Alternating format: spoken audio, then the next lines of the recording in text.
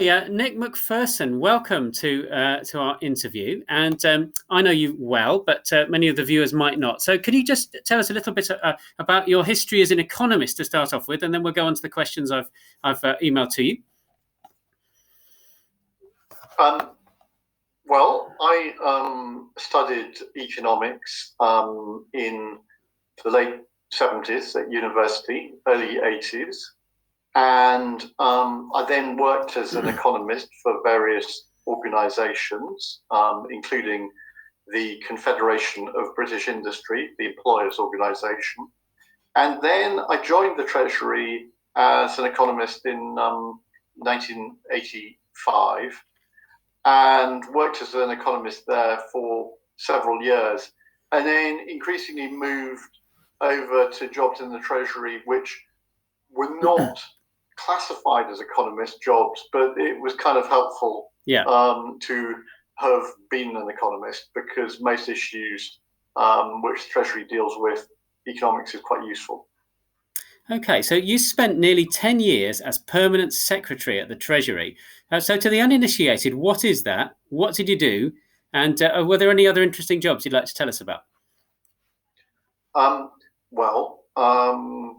The permanent secretary is the most senior permanent official in the department. So you have politicians who become ministers who are democratically elected. So, for example, at the current time, Rishi Sunak is the Chancellor of the Exchequer. So he is the Minister of Finance. He is in charge, but he is supported by the civil service, which is impartial, is there to serve governments of all persuasions. And as permanent secretary, I was in charge of the official side of the Treasury, the civil service part of the Treasury. So you were the Treasury's Sir Humphrey to Yes Minister fans? Yes, I was. When I used to work for Ken Clarke in the 1990s, and occasionally when we were abroad, he would introduce me as Bernard, the equivalent of Bernard, because people in those days watched Yes Minister all around the world. I wasn't going to use that descriptor because I was worried that your students, were unlikely to have watched a program which was on television 30 to 40 years ago. Well, I think it's the sort of thing that students sometimes watch in their summer lessons when learning is over. So if they're doing politics, I would put money on them having watched it. But anyway, they can always look it up. It's a good watch, isn't it? Okay, so you were leading the Treasury during the last major economic crisis, if I've got my dates right. And I just wondered what your most vivid memories were of 2008, 2009, that time. Well, my main memory was the speed with which the financial crisis built up. Over the course of about a week, we went from having what appeared to be banks which may have had the odd problem, but they appeared to be solvent and safe. And within a week, as confidence evaporated, it became quite clear that none of these banks were safe. And so I think it's the speed with which confidence can change, the speed with which the outlook for the economy can change. Okay. And that crisis but also, that's the sort of economic response, but the sort of personal, it's always the human issues, actually, which are the ones which stick in your memory. So I can remember turning up for a meeting at 5 o'clock in the morning at number 11 Downing Street. The reason why it had to be at 5 o'clock in the morning was this followed a long negotiation over a weekend in relation to the banks. And it was important that the government announced to the markets on the Monday morning what the government was planning to do. So I was sitting in this room, number 11 Downing Street, with the then Chancellor of the Exchequer, Alistair Darling, and his closest advisors. And the big issue was that we needed to talk to Gordon Brown, who happened to live. One of the strange things about the geography of Downing Street is that the Prime Minister these days lives in the flat above number 11 Downing Street. So he was upstairs. And the big question was, who was going to go and wake him up? And there was just quite a long debate. And finally, it was agreed that his political advisor, who you may remember, Shriti Vadera, was the person who was brave enough to go upstairs and wake him up. And in the process, managed to trip up over his children's toys.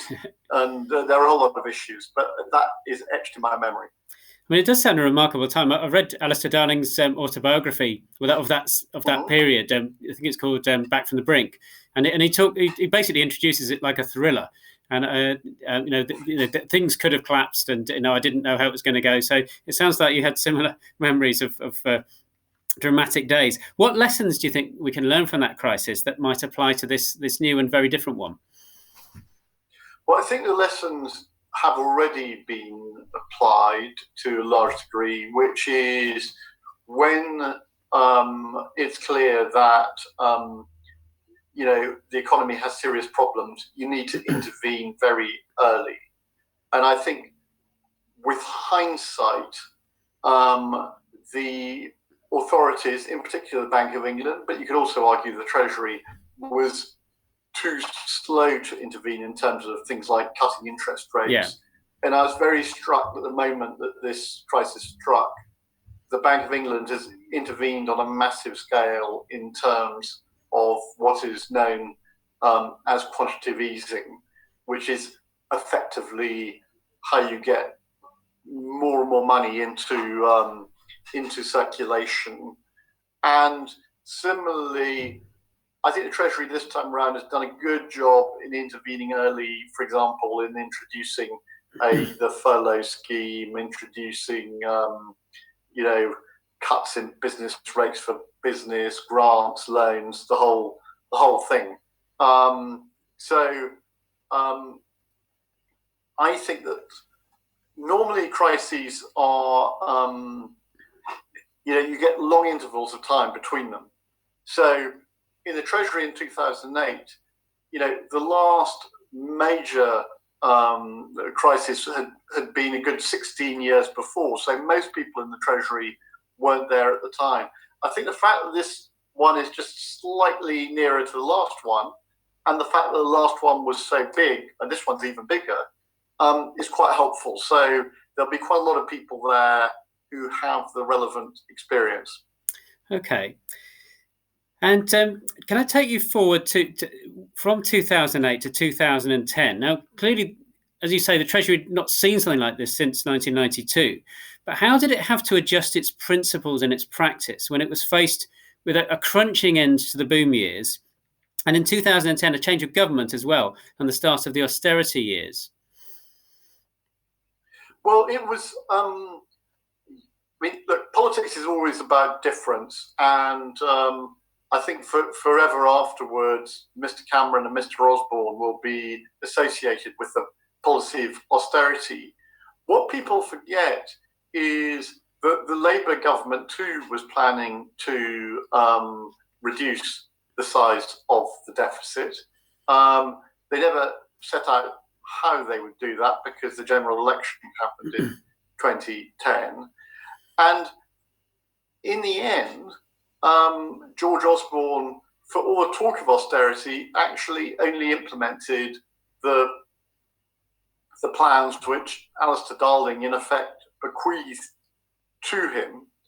All that said, it was far from clear that Labour actually would have ever been able to implement its plan. And certainly Labour's plan would have involved more tax increases and fewer public spending cuts.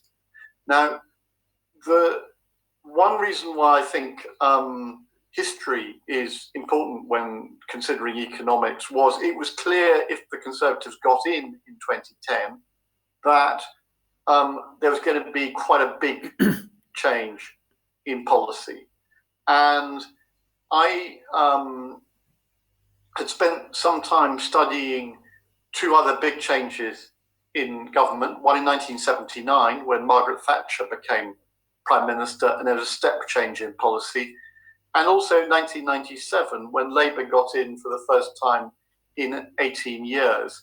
The issue in 1979 actually had been more about policy differences.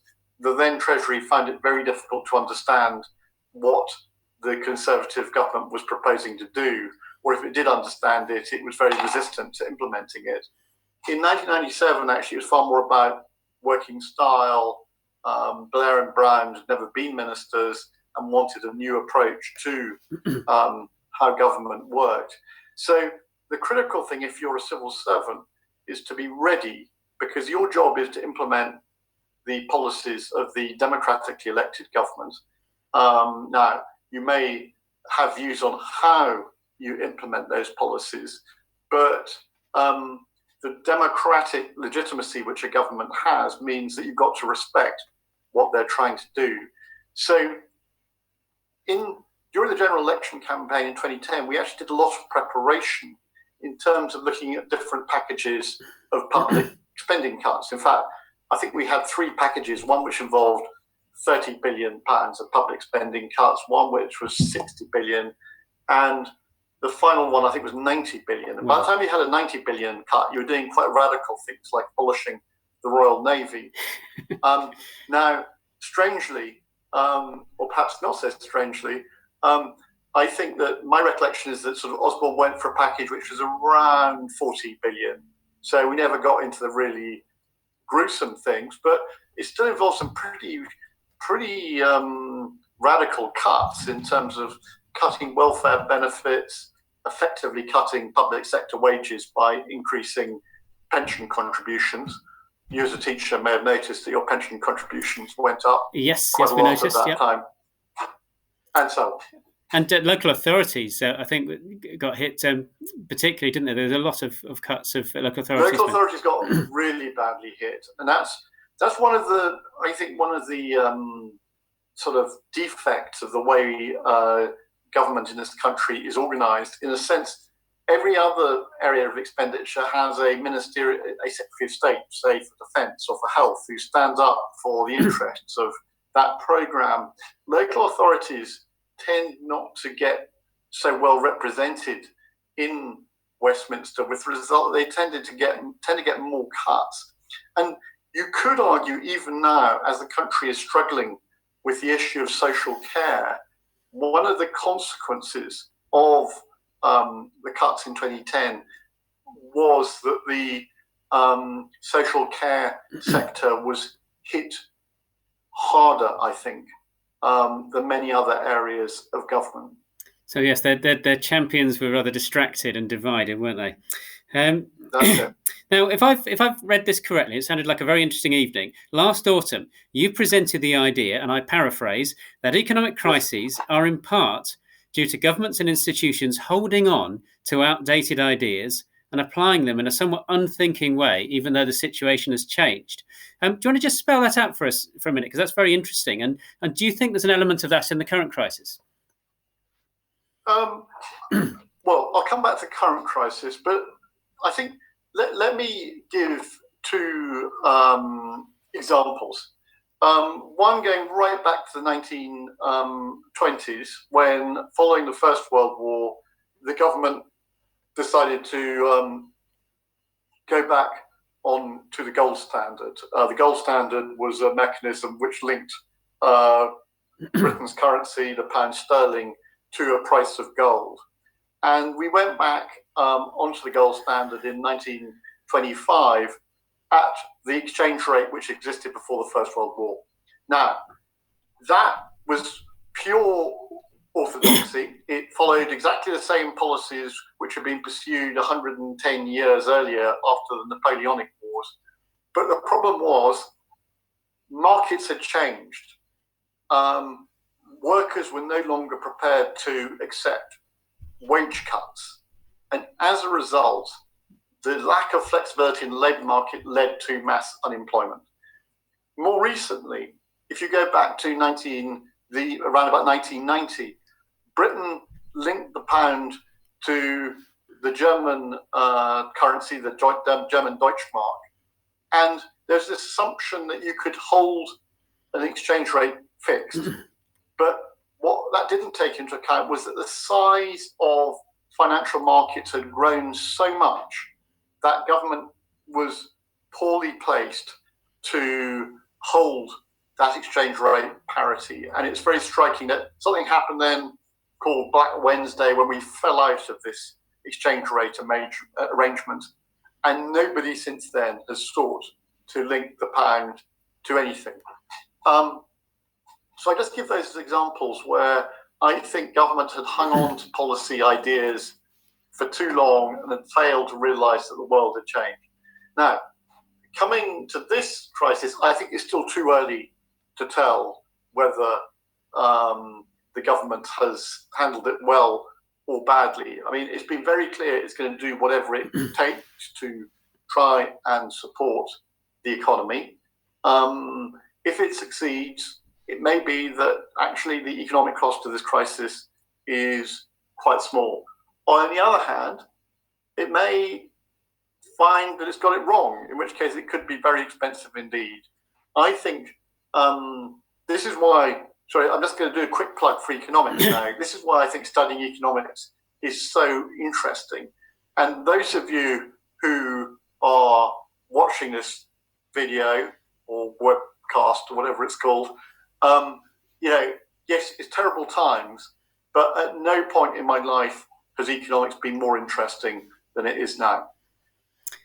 Absolutely. I mean, it's an interesting point about orthodoxy, because you remember I largely worked on the international side of the Treasury. And every time there was a crisis, which was much more frequent than the UK crisis, so Asia or Russia or Turkey or Iraq or whatever, there would be a new set of lessons to learn and a new set of either new institutions or adaptations to the old institutions. But it was always solving the last crisis. It was always closing the stable door rather than looking ahead and saying, well, what might be coming next that we haven't thought of? And I thought your comments were really interesting in that respect. So scanning the horizon rather than looking over your shoulder.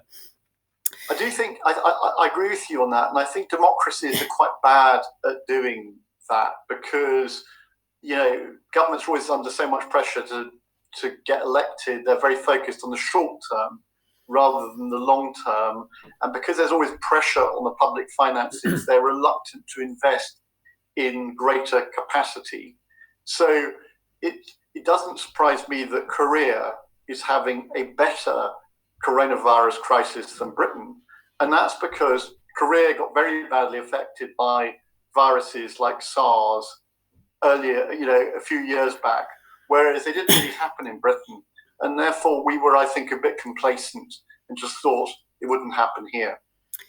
Yeah, I think there's an awful lot of truth in that. I've heard all sorts of theories about whether there's a precedent for this crisis, how long since we've had such a bad one. Do you have any views on that? Is there a precedent for this sort of, someone called it the other day, putting it into a medically induced coma? There are things like the Black Death and the Great Plague. I hope it's not like the Black Death, because the Black Death went on for about 100 years. And it had a massive effect on the English economy back in the 14th century. And actually one of the really positive things which came out of it was that it really weakened feudalism and pushed up the wages of those people who were lucky enough to survive. But no, I mean, the last time we had a major pandemic was the so-called Spanish flu in 1918 to 1920. But looking back at the history of that is that there wasn't any lockdown. There was hardly any quarantining at all. And that may well have resulted in a lot more deaths, but it had far fewer economic consequences. Very interesting. Okay. Now, when I knew you, worked with you, you were the guardian of the nation's public finances. And I just wonder if you think there was any alternative to the massive hit to public finances that coronavirus will cause, including, of course, the government's response to it, like the job retention scheme and abolishing business rates for a while, that sort of thing. Well, I mean, the government has chosen to intervene on a very large scale. I mean, I should make clear that there are people arguing that it should be intervening on an even bigger scale than that. I mean, I think it's fair to say the opposition, the Labour Party, are criticising the government for not doing enough rather than for doing too much. But it's hard to say. I mean, if you look if you look at France, Germany, Italy, Spain, all countries which are roughly the same size as ours, they tend to be doing broadly the same thing. I think it's fair to say the only outlier has been Sweden, which has chosen not to go for a full lockdown approach. But Sweden's a very open economy, by which I mean it's very dependent on exports. Trade with other countries is very important. And the problem is you can keep your economy going, but if everybody else is closing down their economy, you're still going to get hit. And there's an article in the newspaper this morning which argues that actually the economic effect of coronavirus is pretty much the same on Sweden as it is on Norway and Finland, its neighbours, even though Norway and Finland have gone for lockdown and Sweden hasn't.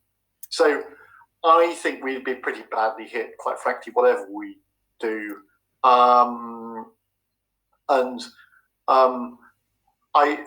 wouldn't criticise what the government is doing on the economy at the moment. I think there'll be plenty of scope for analysis further down the track about, did it do too much, did it do too little?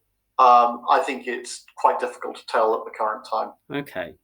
Well, I think it's fair to say that we're likely to face a triple-digit debt to GDP ratio for a number of years to come, and you weren't far off that in I guess in your worst years, the austerity years. What did you learn leading the Treasury through the austerity years about tackling a big debt problem like that? I think you've got to take a long view. If you try and do it too quickly, you risk losing the support of the citizens of this country, the voters, the taxpayers, whatever you want to call them.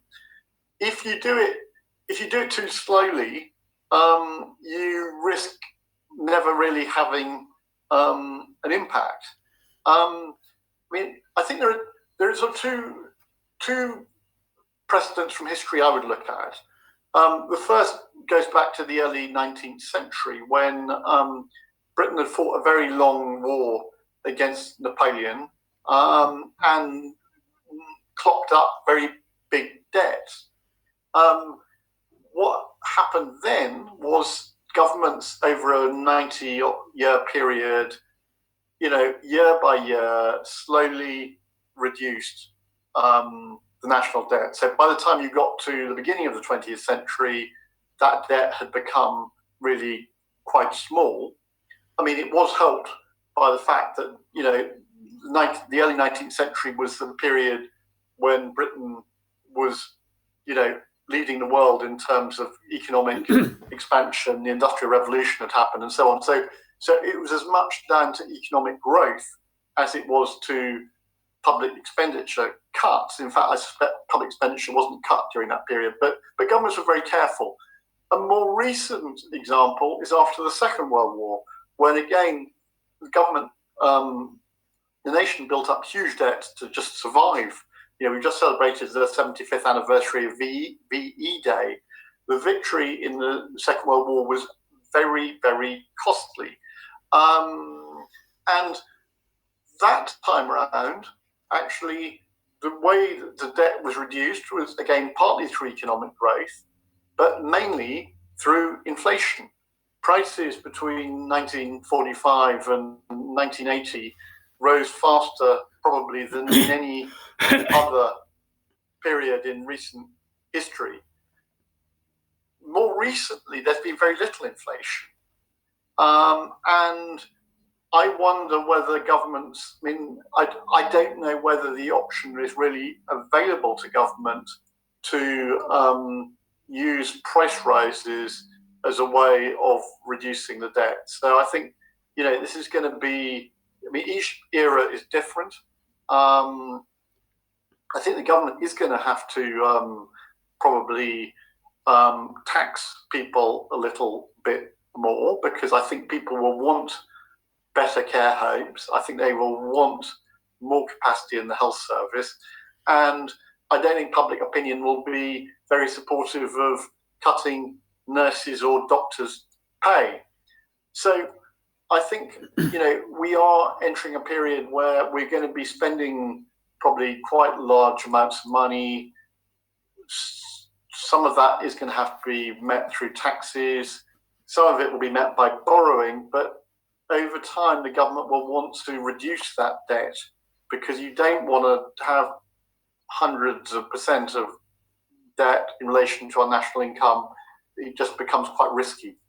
Okay, can I just follow up? This isn't on the list, but you mentioned there inflation as a way of paying down debt. Now, presumably, you mean that as prices go up, the real value of the debt falls, that it becomes cheaper relative to prices. Do you think there would be circumstances in which the government would change the inflation target in order to maybe finance its public debts? I mean, it's conceivable. There is a debate amongst economists about whether creating more inflation will help get the economy to grow, result in more expansionary policies by government, which will support economic activity. And certainly some American economists have argued that we should swap the current target of 2% for something higher, like 4%. I just wonder, given the sort of labour market we have in Britain nowadays, how easy it would be to get inflation up to a higher level and keep it there. I can see, I mean, in the end, if the Bank of England just printed ever more amounts of banknotes and handed them out to all of us, and we spent them without earning or without doing any productive activity in exchange for those banknotes, I think you can get inflation up. The problem historically is when governments really resort to the printing press when it comes to printing money, is you tend to get an overshoot in inflation. It doesn't just go up to 4%, it just goes up and up and up. And the classic example being Germany, after the war, when people would bring wheelbarrows full of Deutschmarks to the market. And we've seen that in Latin America more recently too. And so it's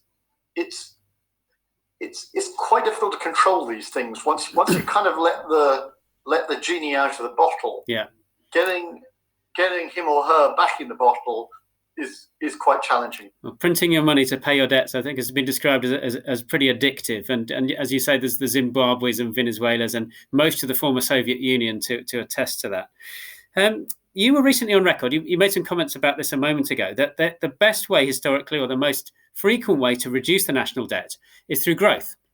And that the key to this is productivity. So I wondered if you could talk us through that and what its implications might be for policy. Yes, I think there's a tendency in modern debates about the economy to focus very much on the demand side, how much in macro terms the government's spending, how much money the Bank of England is injecting into the economy. Actually, countries which succeed in the long run tend to be ones who have, for want of a better term, a very efficient, successful supply side. Now, how would I define supply? It's about how productive the working population is. Some of that will be to do with things like infrastructure. If you've got a really good road system and a rail system, goods can be transported quickly and people can move quickly around the country. Some of it is about things like, is the economy good at innovation? Are we at the cutting edge of technological development? A good example of that is California, where you have this extraordinary clustering of technology firms. But much of it, I would argue, is about the skills levels of the working population. And we've always had a very good university system in Britain. Where I think we have tended to underperform is at skill levels which one wouldn't necessarily associate totally with university. And here I'd use the example of Germany, which historically has managed to develop skilled workers in a way which means that they are a lot more productive. And some of that is to do with the further education system. Some of it is to do with our employers. German employers tend to be far more committed to developing their workers and employees than British ones, who tend to think it's the government's responsibility. I wish I could say this is a problem which is easy to solve. If you look back at reports in Britain going back 100 years, they're always bewailing the skills levels of British workers and saying, I wish they were more like Germany. But, I think if you want to have a productive economy, you've got to invest in skills, you've got to invest in infrastructure, you've got to invest in innovation. Probably also want to have a sensible tax system which supports productive activity as well. Thank you very much. Well, penultimate question. Do you think this current crisis will rip up the economic rule book, or is it simply a new chapter? I think it's a new chapter. I think I wouldn't claim there are any universal truths. There certainly aren't universal laws in economics, but generally, government can do things in the short run to smooth the trade cycle, but what they can't do is abolish it. Gordon Brown in the mid 2000s made the mistake of being quoted. Don't know if he actually ever said it, of saying that he had abolished boom and bust. That is a dangerous thing to say, and it's partly to do with human nature, but it's also to do with events. We are experiencing an extraordinary event at the moment, this pandemic, and so the government can ameliorate, it can improve the situation, but it can't solve it. And in the end, there are issues around supply and demand and the way markets work. I'm confident we will get through the current crisis. In the end, economic activity will pick up and employment will pick up. But I think it's fair to say we're going to experience a good 18 months to 2 years of quite serious economic dislocation. And we've got to accept that. Thank you. Well, the final question is about learning economics. And the video will largely be watched by A-level economists and those preparing to go off to university to study economics. Have you got any advice to give them about studying the subject? Well, yes, I think it's a great subject, and it's if you do find it interesting, I think taking the time to do it at university is a good plan. You'll enjoy it, and it does give you a whole lot of options in terms of what you do in life. I mean, some of you may want to end up teaching economics. Some of you may want to go and work as an economic policymaker in the Bank of England or the Treasury, or go overseas if we're ever allowed to go overseas again, as a development economist. And some of you may just want to go and do a job totally different. You might want to go and be a banker, but the economics grounding will give you a way of understanding the world, interpreting it, and I think it potentially can make your life interesting and enjoyable. Brilliant. Well, that's a great note on which to finish. Nick MacPherson, thank you for your time and thank you for your wisdom.